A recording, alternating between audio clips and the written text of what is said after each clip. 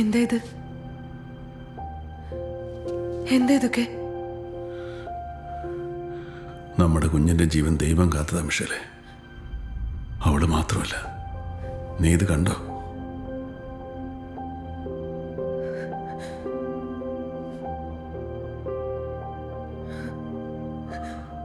കൂട്ടിന് നമ്മളില്ലാത്തപ്പോ ഇനി അവളെ ആരും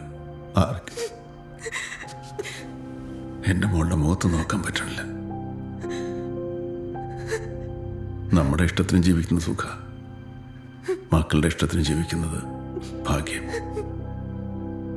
ഇപ്പൊ അവളൊന്നും പറയുന്നില്ല മിഷേലെ, അവളുടെ ഇഷ്ടങ്ങളൊന്നും പറയുന്നില്ല. ആരാ നമ്മുടെ മോളെ? കണ്ടുപിടിക്കണം.